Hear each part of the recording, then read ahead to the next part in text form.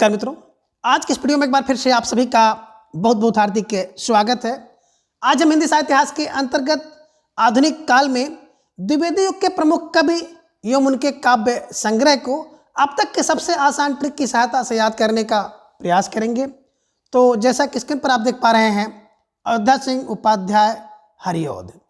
बात करें अयोध्या सिंह उपाध्याय हरिऔध जी, तो अयोध्या सिंह उपाध्याय हरिऔध जी बहुत महत्व रखते हैं और कोई भी ऐसी परीक्षा नहीं है जिस परीक्षा में इनसे संबंधित प्रश्न ना पूछा जाता हो, तो इसलिए आप इन्हें जो है बहुत गंभीरता से लें। अब बात करें अयोध्या सिंह उपाध्याय हरिऔध की, तो इनका जन्म समय जो है 1865 ईस्वी में इनका जन्म होता है।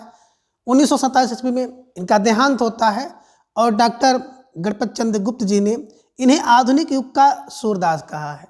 तो मोटी बात दिमाग में रखिए, जन्म समय, हाँ सर, जन्म समय 1865, मृत्यु समय 1947 में गणपत चंद्र गुप्त जी ने इनको क्या कहा?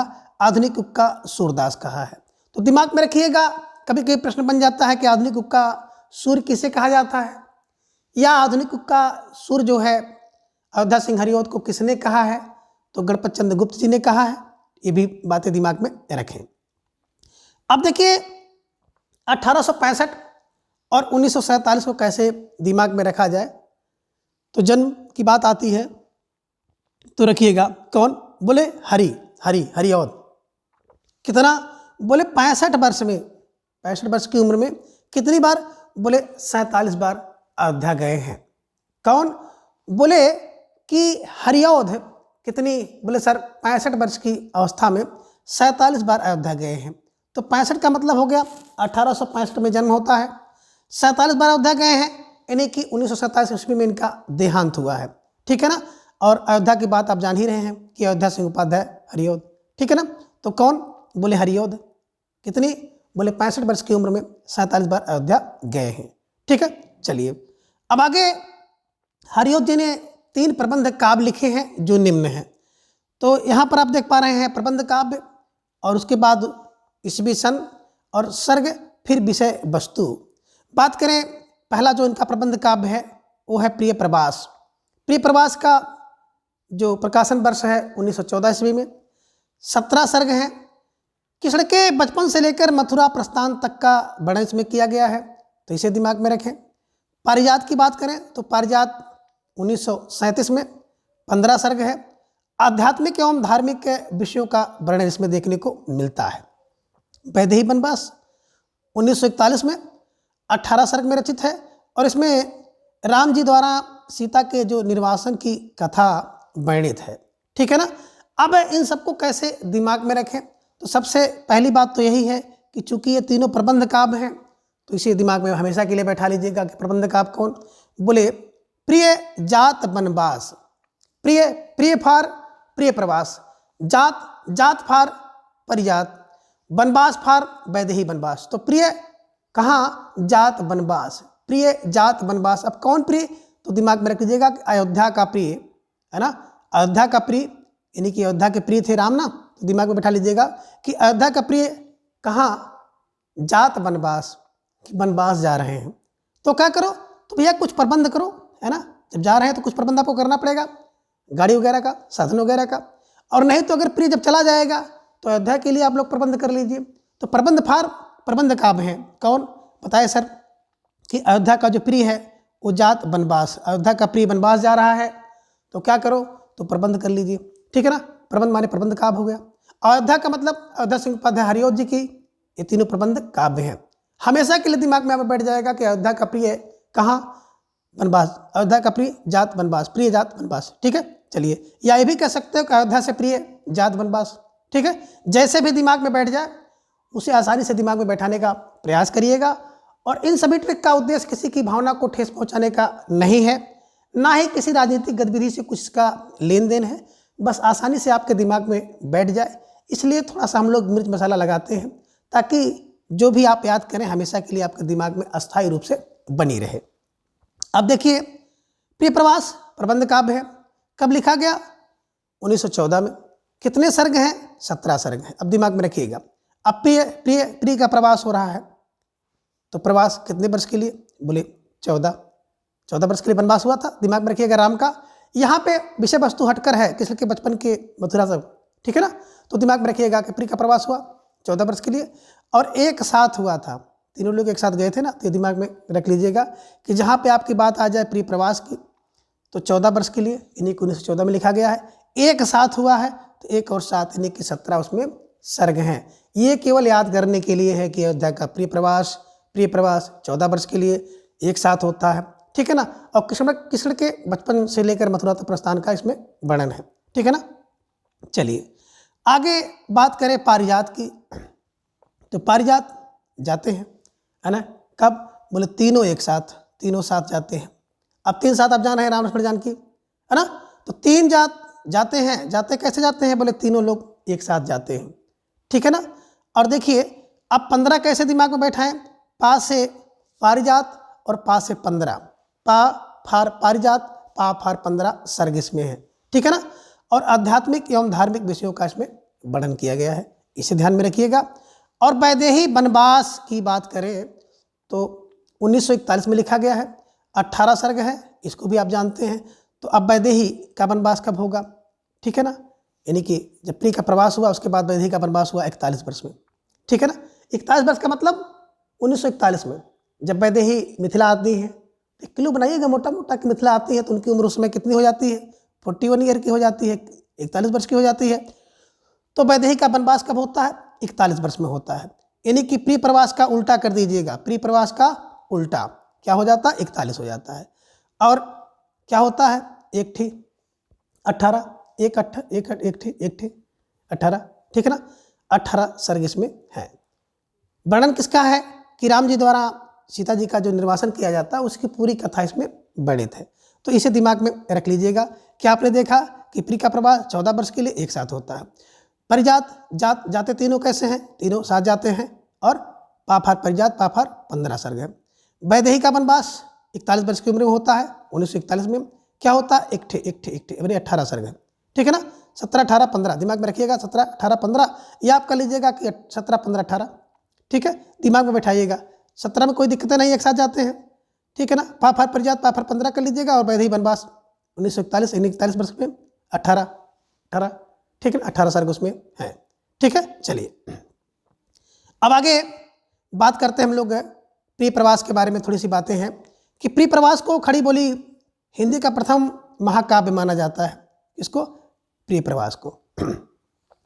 और इसी प्री प्रवास का सर्वप्रथम नाम था ब्रजांगना विलाप। और यह संपूर्ण काव्य संस्कृत के वर्णवृत्त पर आधारित है। मोटी बात क्या? हाँ सर, मोटी बात यही है कि प्री प्रवास क्या है? खड़ी बोली का प्रथम महाकाव्य है, ठीक है ना। खड़ी बोली का प्रथम महाकाव्य प्री प्रवास। और किसने लिखा है? तो अयोध्या सिंह उपाध्याय हरिऔध, ठीक है ना। अयोध्या से प्री जा रहा है ना, दिमाग में रखिएगा। और प्री प्रवास का सबसे पहले जो इसका नाम था वो था ब्रजांगना विलाप। देखिए जब प्रवास होगा किसी का, प्री का होगा तो लोग विलाप करेंगे, बस दिमाग में से बैठा लीजिएगा कि पहले विलाप होगा, ठीक है ना। तो ब्रजांगना विलाप। और संपूर्ण काव्य जो है संस्कृत के वर्णवृत्त पर आधारित है, इसे भी दिमाग में रखिएगा। अब आगे अयोध्या सिंह उपाध्याय श्री हरिऔध जी के प्रमुख काव्य ग्रंथ निम्नलिखित हैं, जिनमें पहला है कृष्ण शतक 1882 ईस्वी में, दूसरा है रसिक रहस्य 1899 ईस्वी में, तीसरा है प्रेमाबु वारिद, प्रेम अम्बु वारिद इसे कह सकते हो 1900 ईस्वी में, प्रेम प्रपंच 1900 में, प्रेमाम्बु प्रश्रवण, प्रेम अम्बु प्रश्रवण कह सकते हो 1901 में, और प्रेमाम्बु प्रवाह, प्रेम अम्ब प्रवाह कह सकते हो 1901 में, चोखे चौपदे और चुभते चौपदे, है ना। तो चोखा चौपदा 1932 में और चुभते चौपदे 1924 में, पद प्रसून 1925 में, बोलचाल 1928 में, रस कलश 1931 में, फूल पत्ते 1935 में, कल्पलता 1937 में, ग्राम गीत 1938 में, हरिऔध सतसई 1940 ईस्वी में, और मर्म स्पर्श 1956 ईस्वी में। अब इन सबको कैसे दिमाग में रखें कि हमेशा के लिए आपके दिमाग में बैठ जाए। तो देखिए कुछ चीज़ें तो आपको यहाँ पर बैठानी पड़ेगी, जैसे हरिऔध का कृष्ण शतक, किसका, किस शतक देखना है, तो अयोध्या में देखो, अयोध्या पर अयोध्या सिंह उपाध्याय हरि अवध, ठीक है ना, हरि अवध। अयोध्या किस शतक, अयोध्या में। रसिक रहस्य अयोध्या में, ठीक है ना, रसिक का रहस्य कहाँ पर, अयोध्या में है। प्रेम अम्ब बारिद कहाँ पे होगी, तो प्रेम अम्ब की बारिद अयोध्या में। प्रेम प्रपंच अयोध्या में। प्रेमाम्बु प्रश्रवण, प्रेम अम्ब प्रश्रवण कहाँ, अयोध्या में, ठीक है ना। और प्रेमाम्बु प्रवाह, प्रेम अम्ब प्रवाह कहाँ पर, अयोध्या में, ठीक है। चोखे चौपदे अयोध्या में। चुपते चौपते अयोध्या में। पद प्रसून अयोध्या में। बोलचाल अयोध्या में करो। रस कलश अयोध्या में। फूल पत्ते अयोध्या में। अयोध्या का मतलब अयोध्या सिंह उपाध्याय हरि अवध जी की रचनाएं हैं। कल्पलता अयोध्या में। ग्राम गीत अयोध्या में गाई जाती है। और हरिओद सतसई, हरिओद फार हरिओद सतसई अयोध्या में। और मर्म स्पर्श अगर जानना है तो अयोध्या में जाओ, वहाँ पे आपको मर्म का स्पर्श अच्छी तरह से समझ में आएगा, ठीक है ना। तो इन सब चीज़ों के जो आपने देखा कि प्रमुख काव्य हैं, इसके साथ आप अयोध्या लगा दीजिएगा, आसानी से दिमाग में बैठ जाएगा। और कभी कभी एक क्लू और आप बना लीजिएगा जिसमें कुछ इनके काव्य आ जाते हैं, जिनमें हम लोग कहते हैं ना कि अयोध्या के प्रिय पद, अयोध्या के प्रिय पद है ना। तो अयोध्या के प्रिय पद क्या होते हैं, चोखे और चुभते हैं, ठीक है ना। कब, बोले बोलचाल में, तो एक रचना बोलचाल इनकी हो जाएगी, बोलचाल में। जिसका रस, रस फार रस कलश कौन लेती है, वैदेही लेती है, तो वैदेही फार वैदेही वनवास हो जाता है, ठीक है ना। ये महत्वपूर्ण रचनाएं हैं कि अयोध्या के प्रिय पद चोखे और चौपदे लगते हैं, कब, बोलचाल में। तो आप कह सकते हैं अयोध्या के प्रिय पद चोखे और चौपदे लगते हैं बोलचाल में, और जिसका रस वैदेही लेती है। तो अयोध्या के प्रिय, प्रिय फार प्रिय प्रवास है ना। अब चोखे, चोखे पद, चौपदे, चौपदे पद, बोलचाल, बोलचाल इनकी एक रचना है जो कि मुहावरा में लिखी गई है। जिसका रस वैदेही लेती है, तो रसकलश और वैदेही वनवास इनकी प्रमुख रचनाएं हैं। तो ये महत्वपूर्ण रचनाएं हैं। इसे एक क्लू में हम लोगों ने देखा कि अयोध्या के प्रिय पद चोखे और चौपते लगते हैं, जिसका रस वैदेही लेती हैं, ठीक है। अब आगे अयोध्या हरिओद द्वारा ब्रजभाषा में रचित एक ग्रंथ है रस कलश, जो कि 1931 ईस्वी में लिखा गया है। एक रीति ग्रंथ है, ठीक है ना, रस रीति, रस रीति दिमाग में रख लीजिएगा। अब हरिओद कृति जो है चुभते चौपते और चोखे चौपते और बोलचाल मुहावरे भाषा में लिखा गया है। तो दिमाग में रखिएगा कि हरिओद का जो क्या होता है, जो पद होता है ना, वो बड़ा चुभता है और चौभता है, ठीक है ना। तो चुभते और चोखे होते हैं बोलचाल में।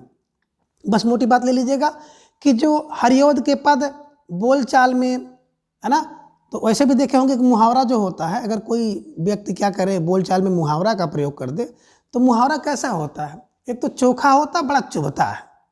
तो बस दिमाग में रख लीजिएगा कि अयोध्या में आप जब जाएंगे तो लोग वहाँ पर क्या करेंगे, मुहावरेदार भाषा का प्रयोग करेंगे। और मुहावरे की भाषा जब प्रयोग करेंगे तो बहुत क्या होगी, चुभेगी और चोखे होते हैं, है ना, बोलचाल में। तो बस दिमाग में रख लीजिएगा कि बोलचाल में चोखे और चुभते हैं कौन, मुहावरेदार पद, यानी कि चोखे चौपदे, चुभते चौपदे और बोलचाल, ये मुहावरेदार भाषा में लिखे गए हैं। तो बस इसको आप उलट दीजिएगा ना कि मुहावरा क्या होते हैं, बोलचाल में चोखे और चुभते हैं, चोखे और चुभते हैं। बस दिमाग में रखिएगा, आसानी से बैठ जाएगा, ठीक है। आगे अयोध्या सिंह उपाध्याय हरिओद जी को कवि सम्राट तथा प्रिय प्रवास पर इन्हें मंगला प्रसाद पारितोषिक प्रदान किया गया है। तो दिमाग में रख लीजिएगा, कवि सम्राट कौन है, हरिओद है, कवि सम्राट हरिओद है। मंगला पुरस्कार इनको मिला प्रिय प्रवास पर, प्रिय प्रवास पर क्या मिला, मंगला प्रसाद पारितोष पुरस्कार इन्हें प्रदान किया गया है, ठीक है। अब आगे देखेंगे कि अयोध्या सिंह उपाध्याय हरिओद जी के बाद एक बड़े महत्वपूर्ण कवि हैं रामचरित उपाध्याय। जन्म समय 1872, मृत्यु का समय है 1938। द्विवेदी युग के प्रमुख सूक्तकार के रूप में प्रसिद्ध हैं, है ना, सूक्तकार के रूप में रामचरित उपाध्याय प्रसिद्ध हैं। कैसे दिमाग में रखें, देखिए 72, 1872, अगर आपका चरित्र जो है बेहतर है, अच्छा है, तो क्या करेंगे, 38 लोग आपके पास आएंगे, आपके मित्र बनेंगे, आपकी प्रशंसा करेंगे। तो दिमाग में रख लीजिएगा भैया क्या कि चरित्र बेहतर रखोगे तो 38 प्रकार के लोग आपके मित्र बनेंगे, ठीक है ना। तो रामचरित्र बेहतर का मतलब 1872 में, और 38 का मतलब 1938 में इनका देहांत हुआ है, ठीक है। चलिए आगे, रामचरितोपाध्याय के प्रमुख काव्य निम्नलिखित हैं, जिनमें रामचरित की राम से चिंतामणि 1920 में एक प्रबंध काव्य है, दूसरा है राष्ट्र भारती, तीसरा है देवदूत, चौथा है देवसभा, पांचवा है विचित्र विवाह, छठा है भारत भक्ति, सातवां है देवी द्रौपदी और आठवां है सुप्ति मुक्तावली।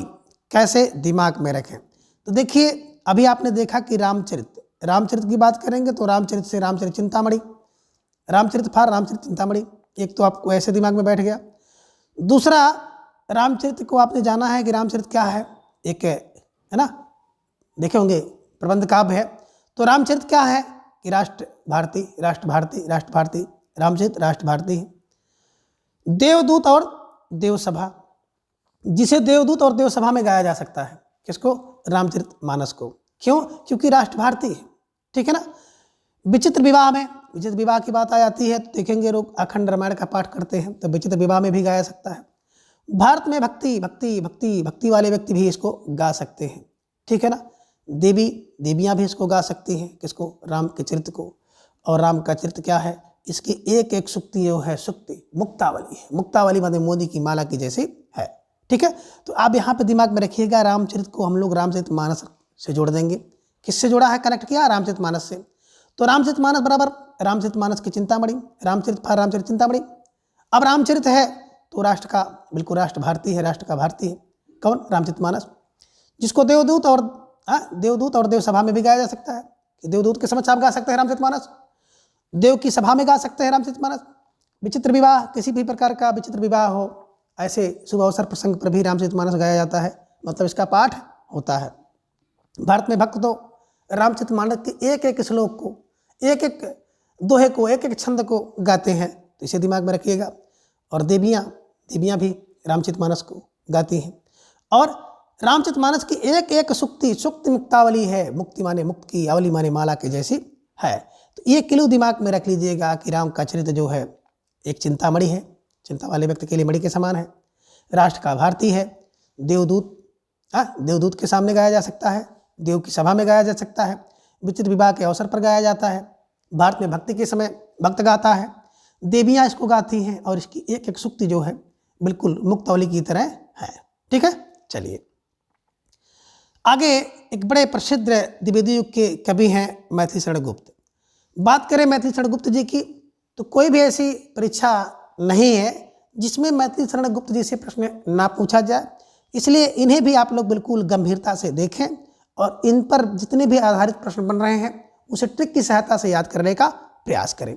सबसे पहले हम देखेंगे मैथिली शरण गुप्त जी का जन्म समय 1886, मृत्यु 1964 ईस्वी में। इन्हें आधुनिक युग का तुलसी स्वीकार किया जाता है। अभी आपने इनके पहले देखा अयोध्या सिंह उपाध्याय हरिऔध जी को आधुनिक युग का सूरदास, किसने, डॉक्टर गणपत चंद्र गुप्त जी ने कहा। और देखिए आधुनिक युग का तुलसी मैथिली शरण, मैथिली तुलसी, मैथिली तुलसी, मैथिली तुलसी, ठीक है, दिमाग में रखे रहिएगा। अब आगे मैथिली शरण गुप्त जी का संक्षिप्त रूप से जीवन वृत्त हम लोग जानेंगे। और बात करें जीवन वृत्त में तो सबसे पहला इनका जन्मस्थान कहाँ हुआ, उत्तर प्रदेश राज्य में, कहाँ, झांसी जिले के अंदर, कौन सा, एक चिरगांव पड़ता है, उसी चिरगांव में मैथिली शरण गुप्त जी का जन्म हुआ। पिता राम शरणदास थे, गुरु महावीर प्रसाद द्विवेदी जी थे। प्रथम कविता हेमंत जिसे इन्होंने 1905 ईस्वी में लिखा, और प्रथम काव्य संग्रह रंग में भंग 1909 में, रंग में भंग 1909 में। अब आइए कैसे देखेंगे, तो आप यहाँ पे देखते हैं मिथिला, मैथिली फार मिथिला, मिथिला मिथिला मैथिली मैथिली। अब जहाँ पे मैथिली रहेंगी वहाँ पे राम रहेंगे, तो मैथिली राम, मैथिली जहाँ है वहाँ राम है, तो मिथिला और राम का संबंध जान ही रहे हैं। और जहाँ पे राम है वहाँ पे महावीर भी रहेंगे, तो ये भी दिमाग में रखिएगा कि मैथिली शरण गुप्त, पिता राम शरणदास। अब पिता राम शरण तो गुरु महावीर प्रसाद द्विवेदी, यानी कि महावीर कैसे ना रहें, जहाँ पे राम वहाँ पे मिथिला, और जहाँ पे मिथिला और राम दोनों वहाँ पर महावीर रहेंगे। ये हो गया। चिरगांव झांसी में, तो दिमाग में रख लीजिएगा, चिरगांव झांसी, झांसी मैथिली की झांकी होती है ना, तो दिमाग में रख लीजिएगा, मिथिला राम और महावीर की झांकी होती है, झांकी मार झांसी में इनका जन्म हुआ। प्रथम कविता हेमंत। देखिए पहला जो कविता होती है ना तो बड़ा बसंत आता है, हेमंत आता है, किसी की, मिथिला की, तो दिमाग में रख लीजिएगा कि मिथिला में पहली बार हेमंत आया, मतलब प्रथम कविता उनका हेमंत है। और संग्रह जो था उनका, पहला संग्रह था, तो पहले संग्रह में क्या हो गया, रंग में भंग हो गया, दिमाग में रख लीजिएगा, रंग में भंग 1909, रंग में भंग 1909।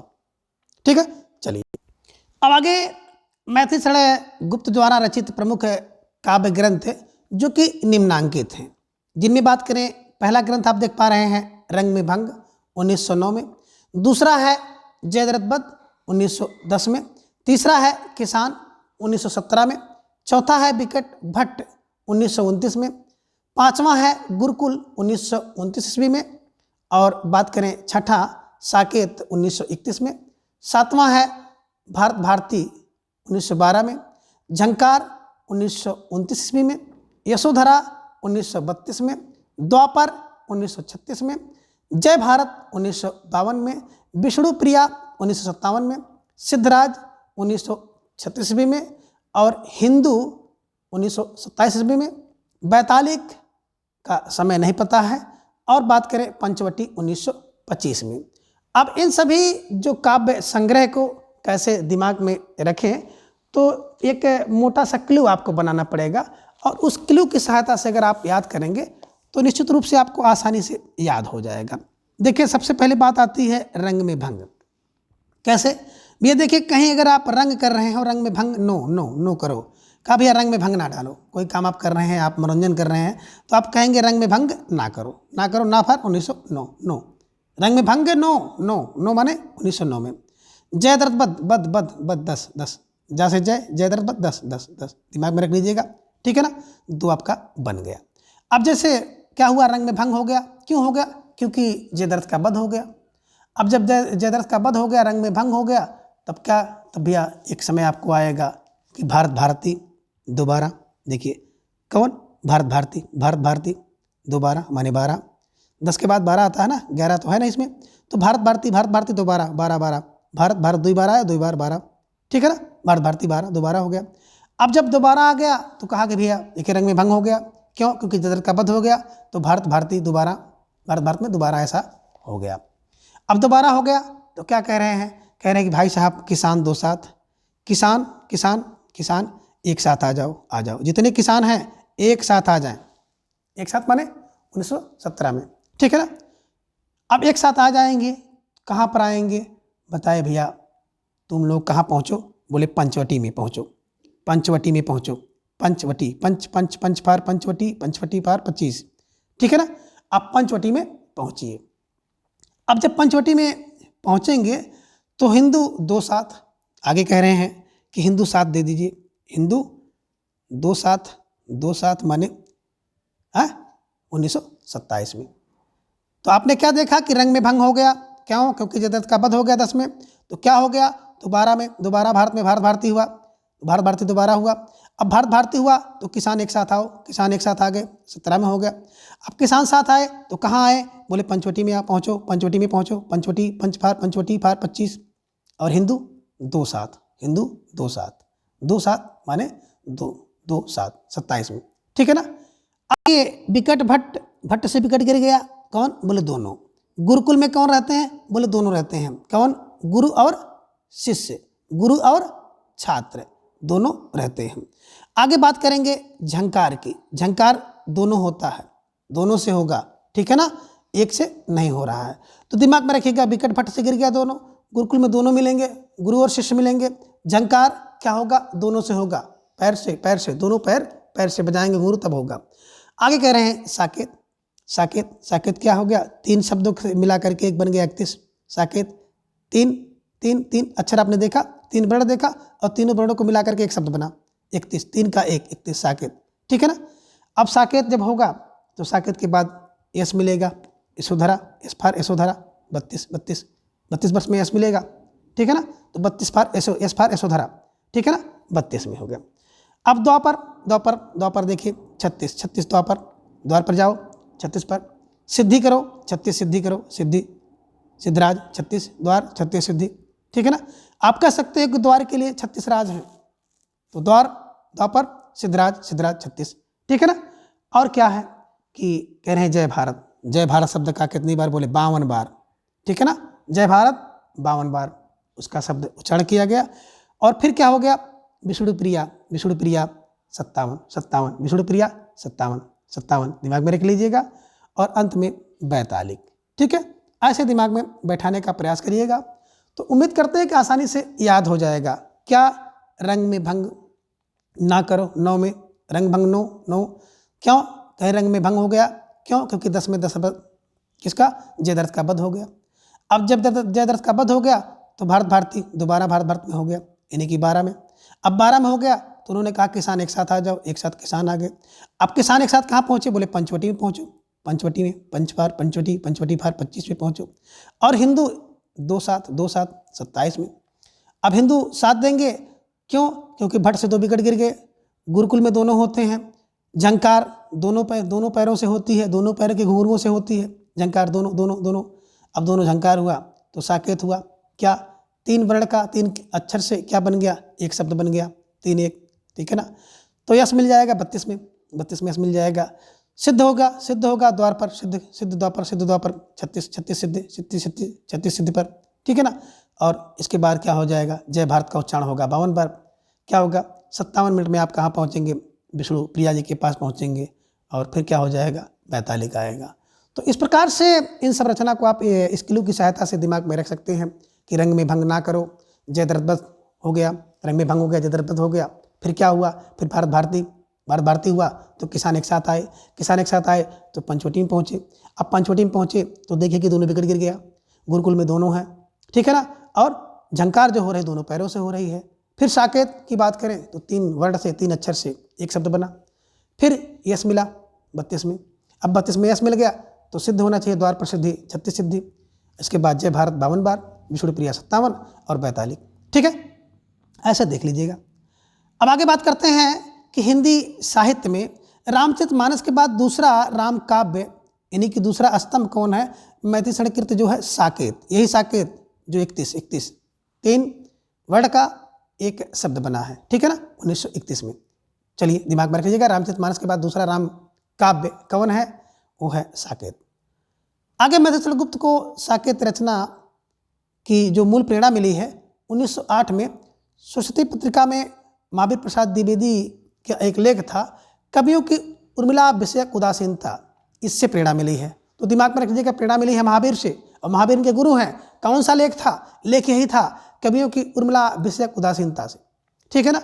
और यह लेख महावीर प्रसाद द्विवेदी ने छापा था, किस नाम से, भुजंग भूषण भट्टाचार्य नाम से छापा था। तो इसे भी दिमाग में रखिएगा, भुजंग भूषण भट्टाचार्य नाम से किसने, महावीर ने छापा था, ठीक है ना। और उसी से इनको प्रेरणा मिली थी, इसे दिमाग में रख लीजिएगा।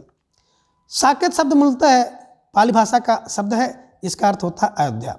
और साकेत में भी देखा आपने 12 सर्ग हैं, साकेत में 12 सर्ग। 1931 में रचना लिखी गई है, डॉक्टर नागेंद्र जी ने इसको जनवादी, ठीक है ना, जनवादी काव्य कहा है, ठीक है ना, साकेत जनवादी, ठीक है। किसने कहा, डॉक्टर नागेंद्र जी ने कहा, ठीक है। आगे आचार्य रामचंद्र शुक्ल जी ने गुप्त जी को सामंजस्यवादी कवि कहा है। सामंजस्यवादी कवि कौन, रामचंद्र शुक्ल जी ने कहा, किसको कहा, गुप्त जी को कहा, ठीक है। अब मैथिली शरण गुप्त जी की बात करें तो भारत भारती रचना की जो मूल प्रेरणा मुद्दसे हाली से मिली है, भारत भारती की। साकेत की प्रेरणा महावीर की, उर्मिला विषयक, ठीक है ना, भुजंग भूषण वाली। और बात करें भारत भारती की तो भारत भारती मुद्दसे हाली। देखिए मुद्दे से जो उसका हल था वो नहीं निकल रहा था, तो भारत भारती से प्रेरणा, है ना, इससे प्रेरणा लिया। और ब्रजमोहन दत्त जो कैफी इनकी कृत है, ब्रजमोहन दत्त कैफी कृति भारत दर्पण और मुद्दसे हाली, ठीक है, दिमाग में थोड़ा सा रखिएगा। आगे मैथिली शरण गुप्त जी ने स्वयं को कौटुंबिक कवि मात्र कहा है। कभी कभी प्रश्न बन जाता है कि किस कवि ने स्वयं को कौटुंबिक मात्र का कवि कहा है, तो मैथिली शरण, मैं कौटुंबिक कवि हूँ मात्र इन्होंने कहा है। इन्हें भारत भारती लिखने पर महात्मा गांधी ने राष्ट्र कवि की उपाधि दी थी। राष्ट्र कवि किसने? महात्मा गांधी ने। कब? भारत भारती लिखे। कब लिखे? 12 में लिखे। तो इसे भी दिमाग में रख लीजिएगा, मोटी बात है। अब मैथिली शरण गुप्त द्वारा अनुदित कुछ काव्य हैं जिनमें प्लासी का युद्ध है, दूसरा मेघनाद वध है, तीसरा है वृत्त संहार। अब कैसे दिमाग में रखें? तो आप दिमाग में रख लीजिएगा कि प्लासी में क्या होता है? संहार हुआ। प्लासी में संहार हुआ। क्या हुआ? बोले सर प्लासी में संहार हुआ। प्लासी फार प्लासी का युद्ध, मे फार मेघनाद वध, संहार फार वृत्त संहार। तो प्लासी में क्या हुआ? संहार हुआ। प्लासी, प्लासी माने प्लासी का युद्ध, मे फार मेघनाद वध, संहार की बात करते हैं तो वृत्त संहार। तो इसे दिमाग में रख लीजिएगा कि प्लासी में संहार हुआ। ठीक है, चलिए आगे। मैथिली शरण गुप्त ने क्या किया कि बंगला कवि जिनका नाम था माइकल मधुसूदन दत्त की रचनाओं को का मधुप उपनाम से अनुवाद किया। तो देखिए मधुप मधुप मधुप मधुप है ना, मधुसूदन मधुसूदन मधुप, माँ से मधुप, माँ से मधुसूदन, माँ से माइकल, माँ से मधुप, नाम से माँ से मैथिली। तो मैथिली शरण गुप्त जी ने क्या किया? माइकल मधुसूदन की जो रचना थी उस रचना को मधुप उपनाम से इन्होंने क्या किया? अनुवाद किया। ठीक है, ये दिमाग में रख लीजिएगा। और गुप्त जी ने क्या किया? मार्क्स की जो पुत्री जिसका नाम था जैनी, जैनी पर जैनी विजय नामक काव्य लिखा। तो ठीक है ना, जैनी विजय कौन? गुप्त जी ने लिखा है। गुप्त जी को द्विवेदी काल में हर गीत का छंद का बादशाह, तो ये दिमाग में रखिएगा कि गुप्त क्या थे? हर गीत का छंद के बादशाह थे। इसे भी दिमाग में रख लीजिएगा। ठीक है, अब द्विवेदी मंडल के अन्य कवि हैं जिन्हें भी हम लोग देखेंगे, जिनमें आप एक देख पा रहे हैं गिरधर शर्मा नवरत्न। अब गिरधर शर्मा नवरत्न की बात करें तो 1881 में इनका जन्म हुआ, 1961 में इनकी मृत्यु हुई। जन्म स्थान इनका है झालरापाटन और इनकी रचना है मातृवंदना, जो कि मौलिक इनकी कृति है। तो दिमाग में रख लीजिएगा कि भैया 81, 61, 61, 61, 81, 61 कौन? रत्न है ना। आप दिमाग में रखते होंगे रत्न कितने होते हैं? 81 से लेकर के 61 रत्न है, 81, 61 रत्न है। और एकदम बिल्कुल कहाँ? झालरापाटन में। ठीक है ना। तो आप ये भी कह सकते हैं कि मात्र की वंदना एक रत्न है। मात्र की वंदना क्या है? एक नवा रत्न है, नवरत्न है। तो नवरत्न का मतलब दिमाग में रख दीजिए कि गिरधर शर्मा नवरत्न, तो मातृवंदना एक नवरत्न है। ऐसे बैठा लीजिएगा, आसानी से याद हो जाएगा। ठीक है, आगे बात करें लोचन प्रसाद पांडे की। तो लोचन प्रसाद पांडे जी 1886 में जन्म हुआ, 1959 ईस्वी में इनकी मृत्यु हुई। बालापुर में इनका जन्म हुआ था, जो कि मध्य प्रदेश में पड़ता है। रचना है प्रवासी, दूसरी रचना है मेवाड़, तीसरी है महानदी और चौथी रचना है पद पुष्पांजलि और पांचवी रचना है मृगी दुख मोचन। कई बार परीक्षा में पूछी गई है मृगी दुख मोचन किसकी रचना है? तो मृगी दुख मोचन लोचन, मृगी दुख मोचन लोचन लोचन लोचन लोचन प्रसाद पांडे की। ठीक है ना। अब प्रवासी कौन है? बोले प्रवासी तो लोचन है, लोचन है ना, नेत्र प्रवासी लोचन। लोचन प्रवासी होकर के क्या करते हैं? मेवाड़ की गाथा महानदी के किनारे लिखते हैं और पद पुष्पांजलि देते हैं। किसको? दुखी मृग मोचन को। तो दिमाग में रख लीजिएगा कि लोचन से कोई व्यक्ति हैं जो क्या करते हैं? प्रवास के समय मेवाड़ में महानदी के किनारे पद पुष्पांजलि के समय पद पुष्पांजलि दे रहे हैं, तो उन्होंने एक दुखी मृग मोचन को देखा है। इसे दिमाग में रख लीजिएगा। आगे बात करें गिरधर शर्मा है ना, ने गोल्ड स्मिथ कृति जिसका नाम है हर्मिट का संस्कृत श्लोकों में अनुवाद किया है। तो गिरधर शर्मा नवरत्न दिमाग में इसको रख लीजिएगा, हर्मिट का संस्कृत श्लोक में अनुवाद इन्होंने किया है। ठीक है, आगे बात करते हैं सन 1928 ईस्वी में गिरधर शर्मा ने माघ के शिशुपाल वध को 2 सर्गों का हिंदी माघ के नाम से अनुवाद किया है। तो यहाँ पे देखिएगा वही गिरधर शर्मा नवरत्न ने क्या किया कि माघ का जो शिशुपाल वध है 2 सर्ग का हिंदी माघ के नाम से अनुवाद किया। ठीक है, लोचन प्रसाद पांडे की बात करें तो चित्तौड़ के जो भीमसेन के अपूर्व स्वत्व त्याग की कथा और नंददास की जो रास पंचाध्यायी ढंग पर इन्होंने लिखी है। तो दिमाग में रख लीजिएगा कि लोचन प्रसाद पांडे जो हैं ये क्या करते हैं कि भीमसेन के अपूर्व जो स्वत्व की कथा को नंददास की रास पंचाध्यायी के ढंग पर लिखते हैं। देखिए प्रश्न कहीं से भी किसी भी प्रकार से पूछ लिया जा सकता है, इसलिए सबको आप लोग देखते चलें। बात करें लोचन प्रसाद पांडे कृति मृगी दुख मोचन, में इनकी पशुओं तक पहुंचने वाली व्यापक और सर्वभूत दयापूर्ण है ना काव्य दृष्टि का पता चलता है। तो दिमाग में रख लीजिएगा, मृगी दुखमोचन लोचन, ठीक है ना, पशुओं की पहुंच इन पे दिखाई देती है। ठीक है, आगे लोचन प्रसाद पांडे जी की बात करें तो काव्य विनोद और साहित्य वचस्पति की उपाधि इनको दी गई है। ठीक है ना, काव्य का विनोद कोई व्यक्ति करेगा तो लोचन से करेगा, साहित्य का वचस्पति लोचन, दिमाग में रख लीजिएगा। तो इस प्रकार से इन सभी ट्रिक की सहायता से आप इन सभी रचनाओं को और कवियों को आसानी से याद कर सकते हैं। तो आज के इस वीडियो में बस इतना। अगले वीडियो में हम इसके अगले भाग को जानेंगे। तब तक के लिए धन्यवाद, नमस्कार, बाय।